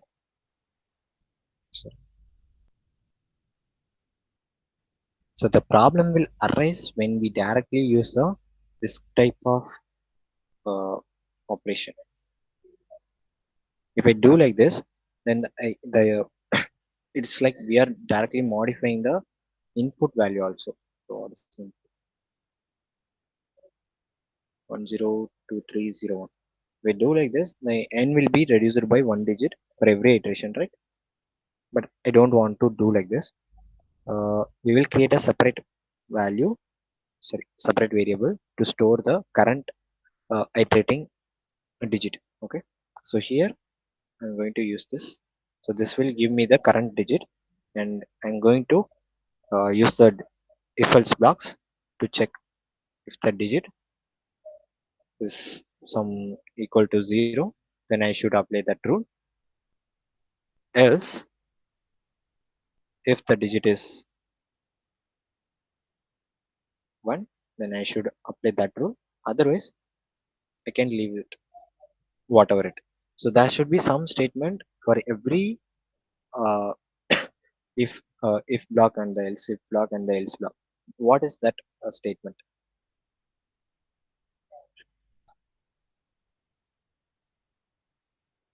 I will write it here. Then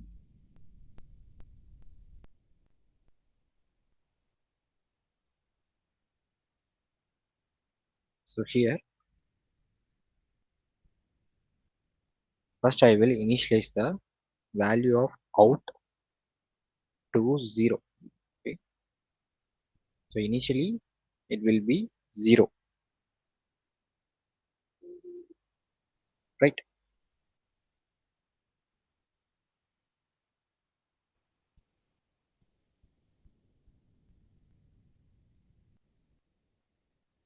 So after that, what we have to do then?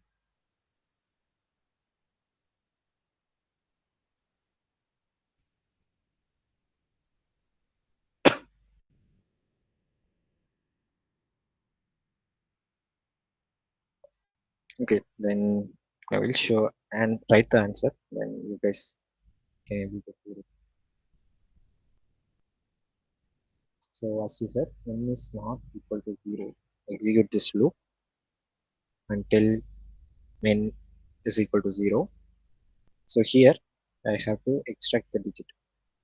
So digit is equal to n modulus 10. Okay. So this will give me the last digit of the n, right? So after that, I will create that if else block. So here digit if is equal to 0, then I should do something. Else if digit is equal to 1, there I should perform something. Then if not, then we have to perform, like we should leave it as, but how we are going to do that? So that is we have to figure out. And then yeah, for the next iteration, when it is going to, we have to reduce the digit by 1, reduce the number of digit, correct? So for that, I'm going to do this. So this will reduce the number of digit by 1. So the next time it is going to there. So these things will be sorted out. I hope so. And yes. So after this, how should we use rules here?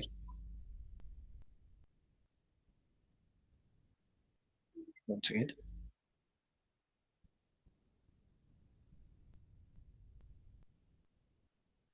You have to use this rule. How?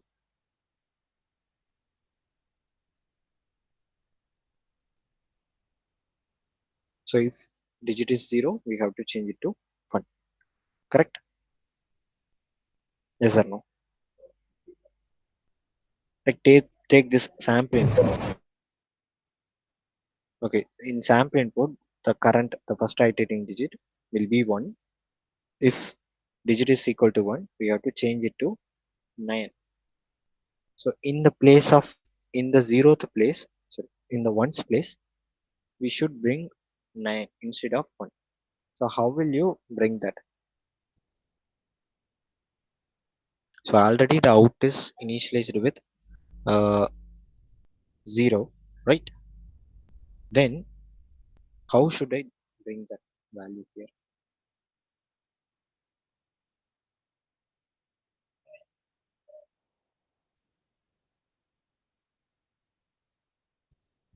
So I should bring 9 value, and I should take care of the, what is the place where it is going to be. So for that I am going to use the power function with the base 10. So here I should, oh, sorry, here I am going to provide the position in the sense of the place, ones place or tens place, something like that, correct? So 10 power 0 means I got 1, 10 power 1 means tens place, 10 power 2 means 100 place, some, so it will go like this. So for that we need a variable here that will takes care of the 0, 1, 2, like take care of the place values. Okay, so for this we are going to create a one more variable here, int. So this will our power value, exponent value for the power function. So initially it will equalize, so initialize to I. Okay, so if you observe here, initially the output value is 0, and I am taking, if the digit is 1, I'm replacing it with 9, and the place value, it will be become 1. So now the output store, sorry, now the output value will get initialized with 9. Okay, as we expected. When we move to the next input, that is 0, so at the time it is going to check this. Here the output should be added with, right, the output should be 0, should be changed to 1. So it should be 1 into power of 10 power what, 10th place, right? After ones place, what is 10th place? So I should be incremented like this. So this will give us what? So 1 into 10 plus the existing value of out. So 10 plus 9, what is 19. So this will be stored in out again. Okay, this will be stored in out again. So in this way we are regenerating or reconstructing the integer in the same manner.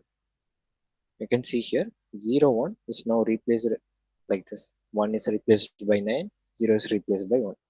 I hope this is clear, and so that we are going to complete this, right? So for the next iteration, it is going to be incremented like this. It should be divided. Yeah. So here, whatever we are doing is this. We take the current value of out and we are doing this operation, and we add it to the existing value. Same thing goes here. So 0, it should be replaced with 1. For other things, for the other variables, sorry, other digits, so here it should be the same digit, not anything. Clear how this program will work? So it will be expected as we want. So you guys understood the logic, right? No.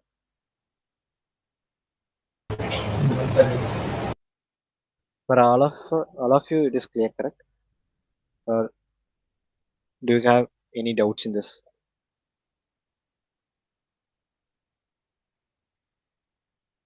I hope so. You guys don't have any doubts.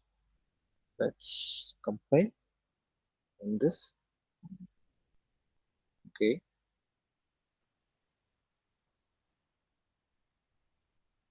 Where I did this.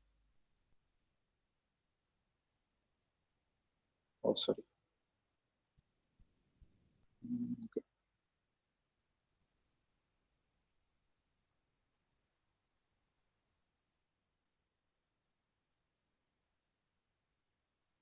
Transcend integer.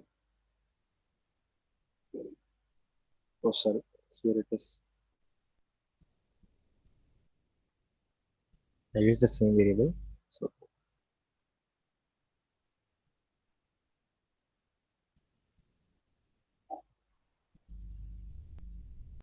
I have to replace everything then.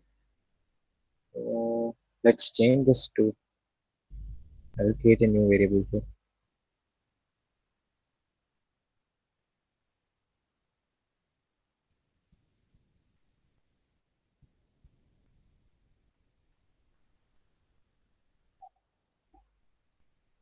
If you don't have to do like this, since I use it the same thing everywhere, you have to do like this.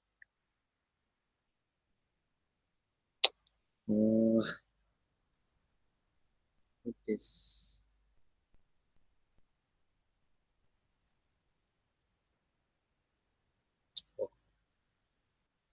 On the go, I changed the data type, so that's why it is.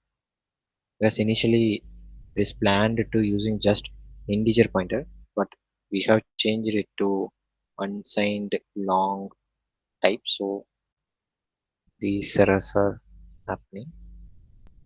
We'll add that also.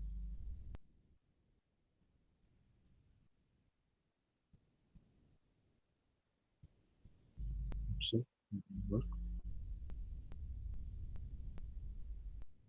okay, since we are using the math function, we have to use this flag lm, then only it will compile properly. Okay, let's give the sample input 102301. So we got the output as 9123 912319.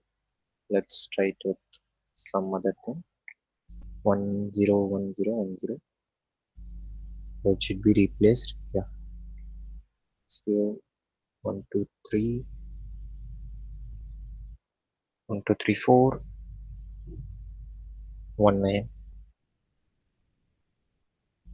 So 1 is replaced by 9 and everything. Yeah. So any questions in this?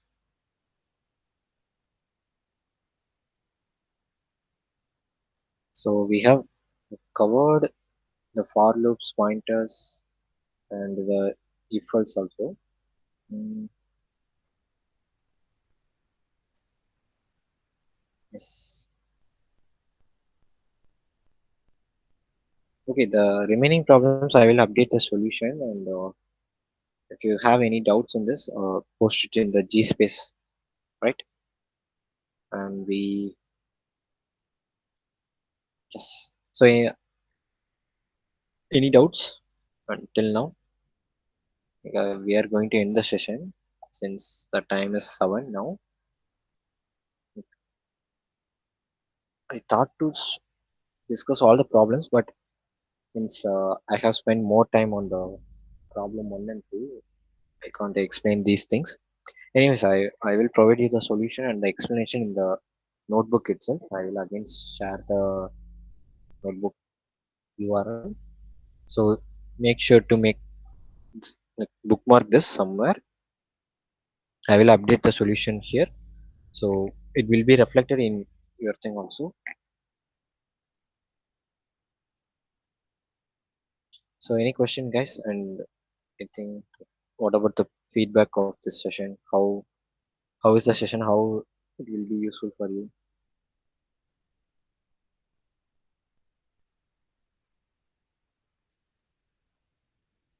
Yeah, updated the access, so everyone will now got access to this. Yeah, so we can end. We are going to end this. Anyways, the upcoming sessions are there. I mean, the TA sessions we have. So there I will bring this same problems and we will discuss that. Plus tomorrow also we have session and the Friday also. So we will cover everything. Okay, no problem. Yes.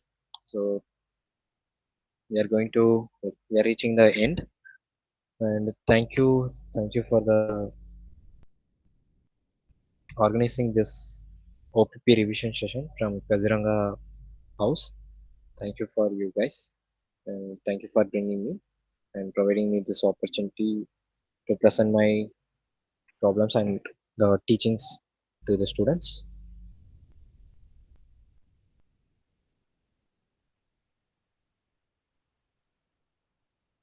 So until now, if you have any doubts, you want to ask me.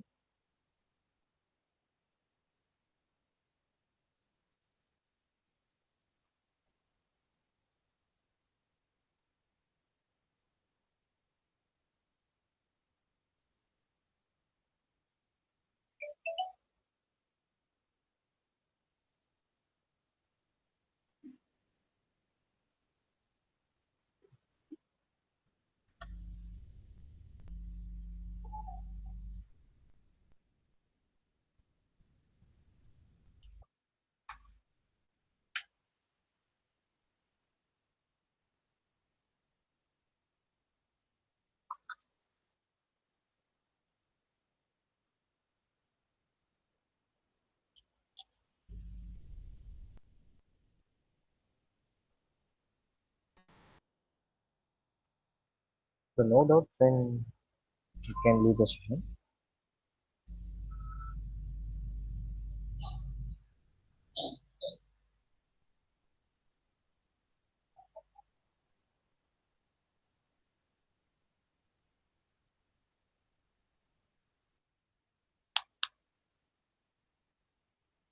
Okay. So thank you all. Thank you all for joining. So see you guys.